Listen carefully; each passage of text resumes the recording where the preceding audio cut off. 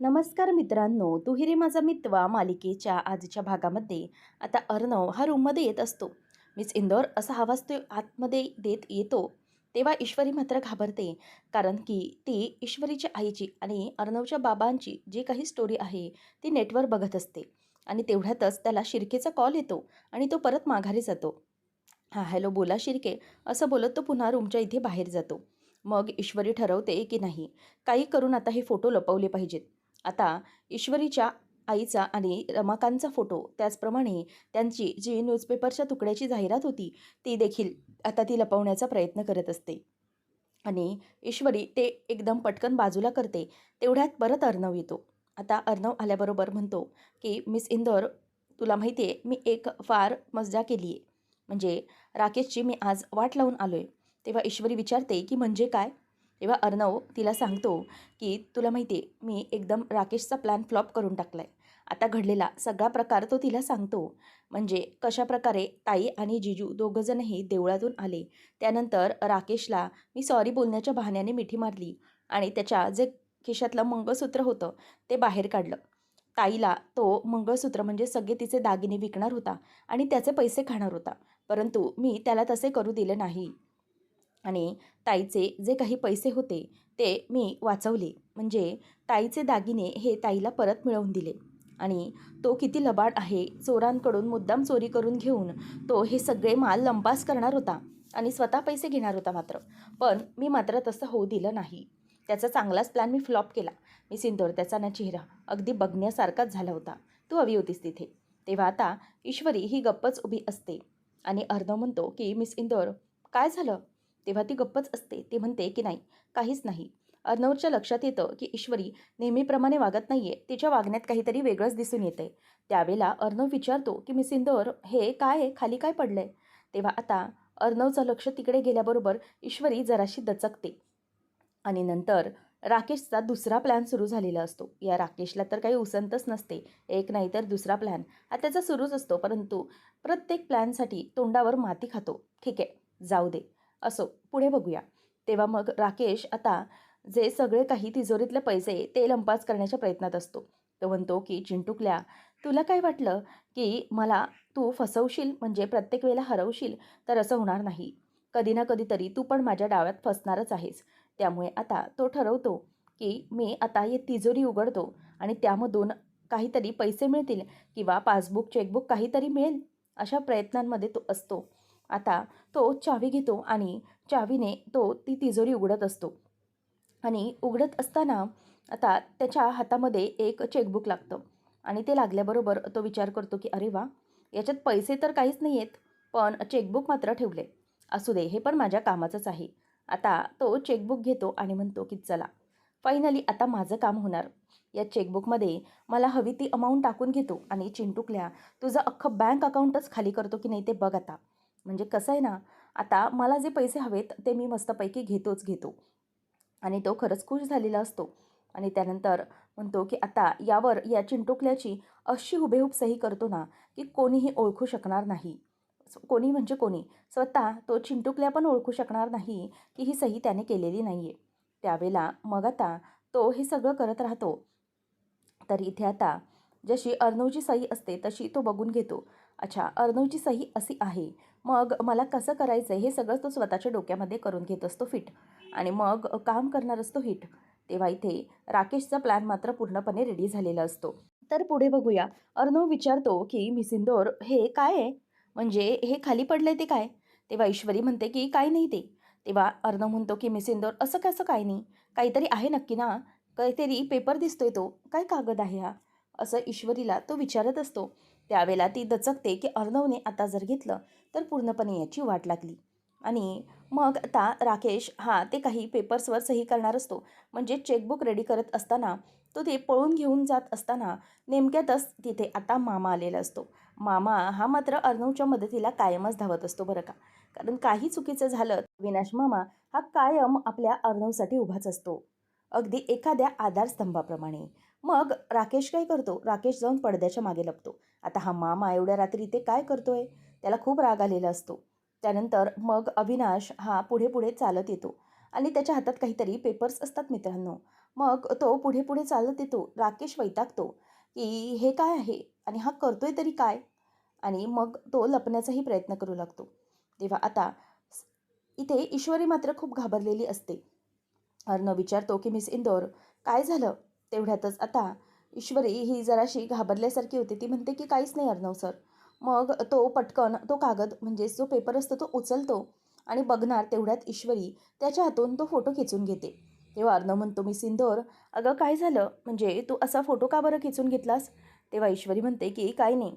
मग अर्णव म्हणतो, की अच्छा, आत्ता मला समजलं. तू ना माझ्यापासून काहीतरी लपवण्याचा प्रयत्न करते.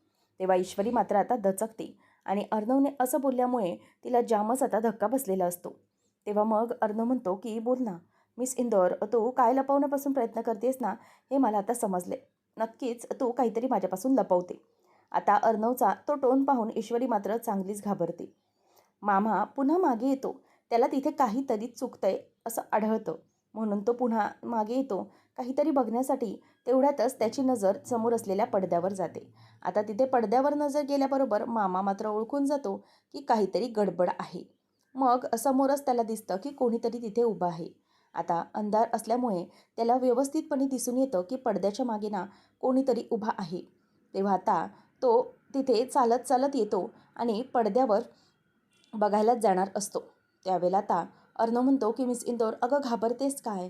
मला माहिती आहे तुझ्या ह्यामध्ये फोटो वगैरेमध्ये काय असेल. असेल एखादा तुझा लहानपणीचा वगैरे फोटो, म्हणजे कॉमेडी पोजमधला.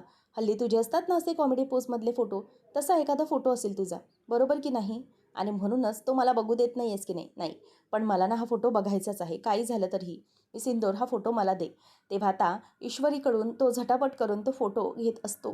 परंतु तेवढ्यातच लाईट्स गेलेले असतात आणि मग मामाही इथे त्या पडद्याकडे हात लावायला जाणार तेवढ्यातच लाईट्सच गेलेले असतात. त्यामुळे सगळ्यांचं मन आता दुर्लक्षित होतं. अर्णवलाही आता तो काही फोटो बघता येत नाही आणि अर्णव ईश्वरीच्या हातात पुन्हा तो फोटो देतो. नंतर मामा म्हणतो, की हे असं कसं झालं? म्हणजे अचानकच लाईट्स मात्र गेल्यात एवढ्या रात्री, पण इन्व्हर्टर कसं काय चालू नाही झाला?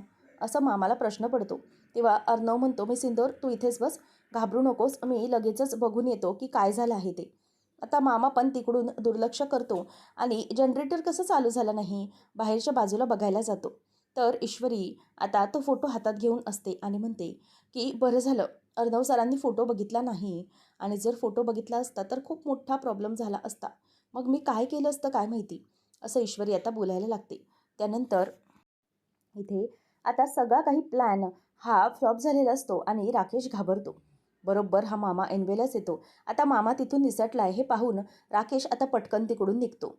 त्यानंतर आपल्याला पाहायला मिळतं, की सगळेजण ईश्वरीला आवाज देत असतात. अर्णव म्हणतो, मिस इंदौर खाली ये. त्याचबरोबर मामा म्हणतो, की ईश्वरी खाली ये ना. आकाश म्हणतो, की वहिनी साहेब खाली या. अंजली म्हणते, ईश्वरी खाली ये. सगळे आवाज देत असतात. त्यानंतर ईश्वरी आता म्हणते, की हो हो आले. ती बाहेर येऊन बघते तर तिथे कोणीच नसतं. आणि त्यानंतर ती खाली उतरते आणि खाली उतरल्यानंतर समोर बघते टेबलवर तर सगळं काही तिला नाश्त्यासाठी असं छान असं सजवून ठेवलेलं असतं. त्यावेळेला आता ईश्वरी ते बघते आणि म्हणते, की हे सगळं काय आहे? सगळ्यांचा आवाज तर मला आला होता, परंतु सगळेजण गेले तरी कुठे? असा प्रश्न आता तिला पडलेला असतो. त्यामुळे आता ईश्वरी ही सगळ्यांकडे बघते. त्याच वेळेला समोर आता अर्णव येतो, आजी येते, मामा, आकाश, अंजलीताई सगळे आता तिच्या बाजूने येऊन उभे राहतात, की वेलकम मॅम, आमच्या राजेश शिर्के इंदोरी रेस्टॉरंट अँड कॅफेमध्ये तुमचे स्वागत आहे. असं म्हटल्यावर आता ईश्वरी खूप खुश होते आणि म्हणते, की हे सगळं काय आहे? तेव्हा अर्णव म्हणतो, की मिस इंदौर हे मॅम फक्त तुमच्यासाठी आहे हा स्पेशल इंदोरी मेन्यू.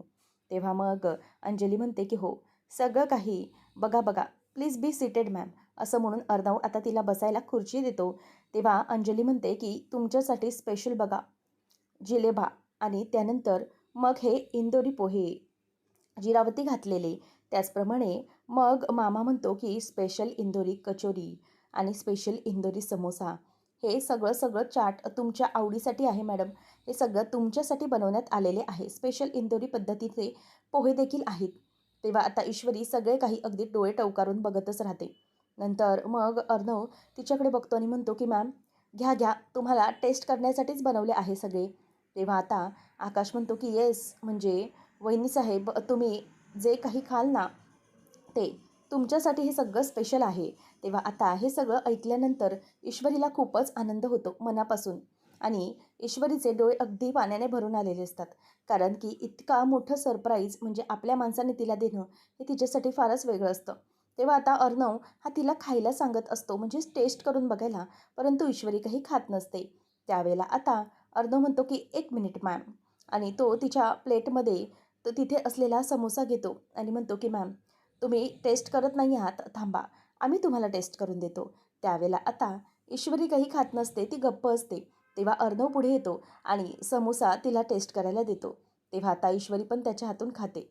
नंतर मग आता मामा म्हणतो की "अरे वाह! म्हणजे बघितलं किती मजा आहे ती. म्हणजे आम्हाला काय माहीत होतं, की आमचे हे जे काही कस्टमर आहेत, त्यांना भरवावं लागतं. Okay, okay. आणि जर अशीच त्यांची डिमांड असेल, तर मग आपण एक काम करूया का? आपण सगळेजण बाजूला जाऊया. काय आकाश?" तेव्हा आकाश म्हणतो, की "हो, हो. एकदम बढिया. आपण सगळे बाजूला जाऊया. म्हणजे कसं आहे ना, यांचा भरवण्याचा कार्यक्रम होईल. खरंच म्हणजे आमच्या वहिनीसाहेबांना आमचा दादा भरवेल, हो की नाही?" तेव्हा आता सगळे हसी मजाक करत असतात. आजी म्हणते, की "अरे, काय करताय रे तुम्ही लोक? का त्या बिचारीला त्रास देतायत? एकतर ती आजारपणातून आताच बाहेर आली आणि तिच्या तोंडालाही चव नसेल, त्यामुळे तिला हे सगळं खाऊ दे. ईश्वरी, तू नको गं यांच्याकडे लक्ष देऊस. तू खा बरं." परंतु इथे ईश्वरीचं लक्ष मात्र दुसरीकडेच असतं. ईश्वरी विचार करते, की मला खरंच खूप भीती वाटते. जर म्हणजे घरातल्यांना माझ्या आईबद्दल सगळं काही कळलं तर?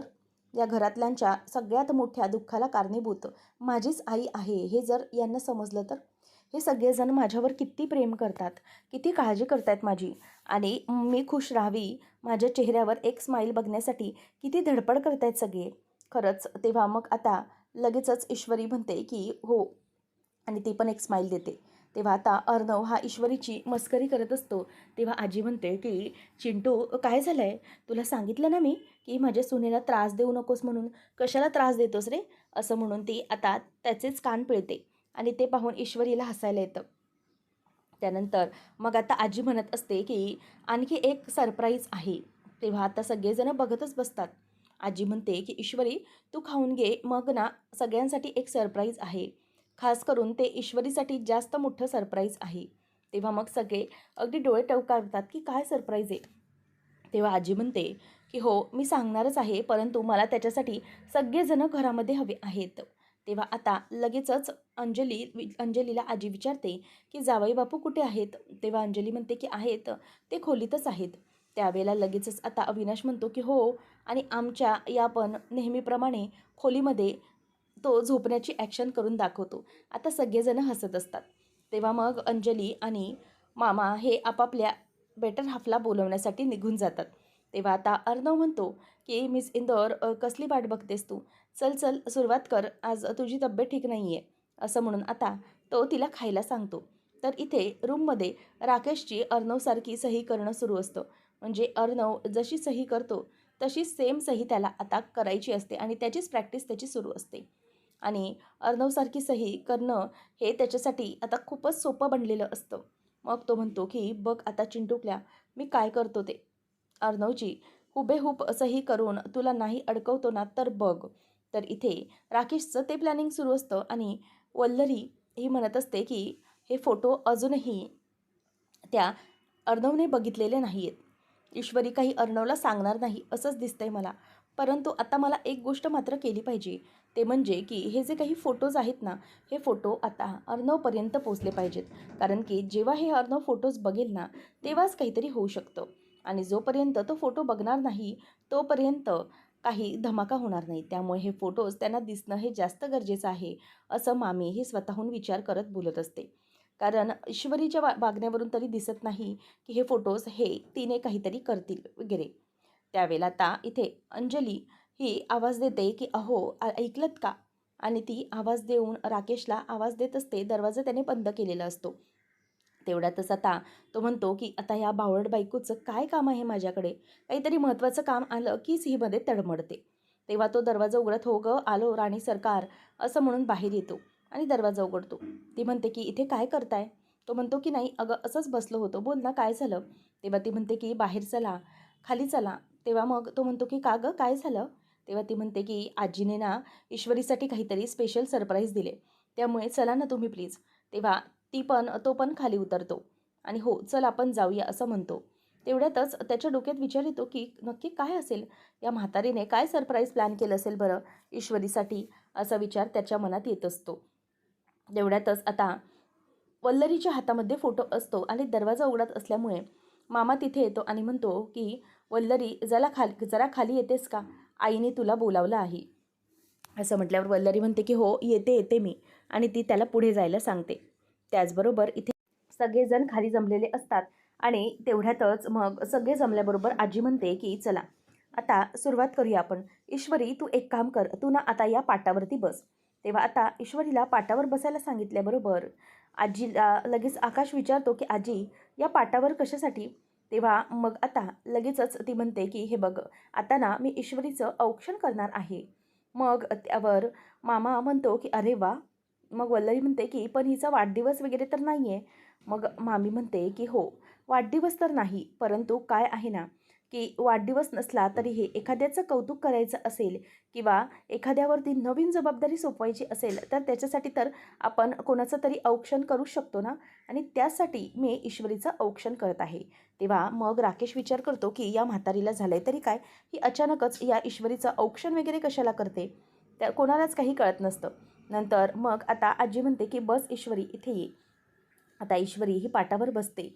तिचं मन मात्र दुसरीकडेच असतं, कारण की जे काही फोटोज तिच्यासमोर आलेले असतात त्यामुळे तिचं मन पूर्णपणे घाबरलेलं असतं. आता आजी म्हणते की ईश्वरी ये, बस इथे ये. त्यावेळेला आता आजी तिच्या कपाळी कुंकू लावते, हळद कुंकू, तिचं औक्षण करते आणि नंतर म्हणते की थांब, तुला ना मला काहीतरी सगळ्यात मोठी जबाबदारी सोपवायची आहे. तेव्हा आता ती जबाबदारी सोपवत असताना ती म्हणते की हे बघ ईश्वरी, आजपासून या किल्ल्या तुझ्या झाल्या, आणि या किल्ल्या कशाच आहेत ते मी सांगते. ही एक आपल्या तिजोरीची किल्ली आणि ही एक आपल्या घराची किल्ली, आणि या दोन्हीही जबाबदाऱ्या आजपासून मी तुझ्यावर सोपवत आहे. आता हे ऐकल्यानंतर मात्र ईश्वरीला धक्काच बसतो. आता त्या चाव्या बघितल्यावर तिचं मन हेलावतं, कारण की ज्या काही घरात म्हणजे ज्या काही तिला गोष्टी समजलेल्या असतात आईबद्दलच्या, त्यामुळे तिला मन खूप खात असतं या चाव्याही घेत असताना. तेव्हा आजी म्हणते की अगं हे घे, ह्या चाव्या घे, काय ना ही जबाबदारी आता तुझी आहे. कारण आत्तापर्यंत ही सगळी जबाबदारी ही माझी होती, पण आता निर्धास्तपणे ही सगळी जबाबदारी मी माझ्या नातसूनेवर म्हणजे तुझ्यावर सोपवत आहे. आणि हा घे बाळकृष्ण. काय ना, जेव्हा आपल्या घरामध्ये ही गोष्ट येते ना, तेव्हा हा बाळकृष्ण आपण आपल्या सुनेसाठी देतो. आणि कसं आहे, जोपर्यंत आपल्या घरामध्ये हे सगळं मंगल कार्य कुठल्याही कार्यासाठी हा बाळकृष्ण वापरला जातो, आणि हा तुला देण्यामागे एक कारण आहे, ते म्हणजे आम्हालाही लवकरात लवकर बाळकृष्ण हवा आहे. असं म्हटल्यावर आता आजी ही सगळ्यांसमोर ईश्वरीला तो बाळकृष्ण देते, आणि त्यानंतर मग ईश्वरी गप्प बसलेली असते आणि सगळेजण अर्णवकडे बघून हसत असतात. तेव्हा ईश्वरीचं जे काही कौतुक चालू असतं ते पाहून राकेशचे आणि वल्लरीचे डोळे मात्र फिरत असतात. त्यांना जो काही तिचं कौतुक होत असतं त्यामुळे खूपच राग येत असतो. आता आजीने ईश्वरीला बाळकृष्णाची मूर्ती देखील दिलेली असते. आजी म्हणते की आता मी माझ्या सगळ्यात मोठ्या जबाबदारीतून मुक्त झाले, म्हणजे आता माझं काही झालं ना तरी मला काही वाटणार नाही, कारण मी माझी सगळ्यात मोठी जबाबदारी माझ्या सुनेवर सोपवून मोकळी झाली आहे ना, म्हणून. असं म्हटल्याबरोबर इथे आता ईश्वरी गप्पच बसते. पण ईश्वरीचं मन मात्र संकोचित असतं, कारण की तिला ही सगळी जबाबदारी घेणं हे मात्र खूपच असं अवघड वाटत असतं. तेव्हा राकेश म्हणतो किंवा या म्हातारीवर काय या ईश्वरीने जादू केली, ही म्हातारी पण आता तिच्या ताब्यात गेली. तेव्हा अर्णवला तर मात्र याचा खूप आनंद झालेला असतो, आणि मामा म्हणतो की आई, हे केलंस ना ते अगदी उत्तम केलंस बघ, म्हणजे सगळ्यात मोठी जबाबदारी ईश्वरीवर दिलीस, याचा खरंच खूप मोठा आनंद झाला आहे, म्हणजे खरंच खूप चांगलं काम केलंस तू. त्यावेळेला आता अर्णवला आजी म्हणते की चिंटू, तू तर अगदी आपल्या बिझनेस आणि घराची जबाबदारी व्यवस्थित पार पाडतच आहेस. आता ईश्वरीला पण मी ही सगळ्यात मोठी जबाबदारी दिली, याचा अर्थ लवकरात लवकर तुम्हा दोघांना मिळून ही जबाबदारी पार पाडायची आहे. तेव्हा आता अर्णव म्हणतो की हो आजी, तुला काळजी करता येणार नाही किंवा तुला कुठल्याही प्रकारचं टेन्शन येणार नाही, सगळं काही व्यवस्थित होईल, तू नको टेन्शन घेऊस, अशी खात्रीही तो देतो. आणि मिस इंदोर सगळं काही व्यवस्थित सांभाळेल, असंही अर्णव अगदी मनापासून तिला सांगतो. त्यानंतर आता आजी म्हणते की ठीक आहे, या जबाबदाऱ्या पण ठीक आहेत, परंतु आणखी एक गोष्ट मला हवी आहे. ते म्हणजे या येणाऱ्या वर्षाच्या आत जर तुम्ही मला आजी बनवलंत, आजी तर बनवलंय, परंतु आता पणजी बनवलंत तर बरं होईल ना? असं म्हटल्यावर ईश्वरी गप्पच बसते आणि अर्णव आता गालातल्या गालात हसत असतो. आजी म्हणते की हो, अरे खरं बोलते मी, मस्करी नाही करत आहे. हा बाळकृष्ण त्याच्यासाठी दिलाय. या येणाऱ्या वर्षात जर मी पणजी झाले तर खूप बरं होईल. अंजली म्हणते की हो, अगदी बरोबर आहे आजी. आणि काय, माझं बाळही येणार आहे, मग त्याच्याबरोबर खेळायला दुसरं बाळ नको का यायला घरात, असं अंजली बोलून दाखवते. आणि ईश्वरीला मात्र आता धक्काच बसलेला असतो. ती म्हणते की आजी, एक मिनिट प्लीज, या चाव्या तुम्ही घ्या, ही जबाबदारी मला पेलता येणार नाही, असं आता आजीला ती बोलून दाखवते. आणि तिच्या या निर्णयामुळे सगळ्यांना आता धक्का बसलेला असतो. ईश्वरीकडे सगळेच बघत असतात, कारण की इतकी मोठी जबाबदारी आल्यानंतर आजपर्यंत ईश्वरीने कधीही नकार दिलेला नसतो, पण आज दिलेला असतो. पुढच्या भागामध्ये आता एका माणसाला राकेशने बोलावलेलं असतं आणि त्याला म्हणतो की जा, एक काम करायचं, हा चेक घ्यायचा आणि हा चेक जाऊन बँकमध्ये डिपॉझिट करायचा. कोणत्याही प्रकारची चूक होता कामा नये, कळलं? आता तो माणूस निघतो आणि राकेश मात्र आता चिडलेला नसतो. तो पूर्णपणे आनंदात असतो आणि म्हणतो की चिंटू, आता बघ मी काय करतो ते.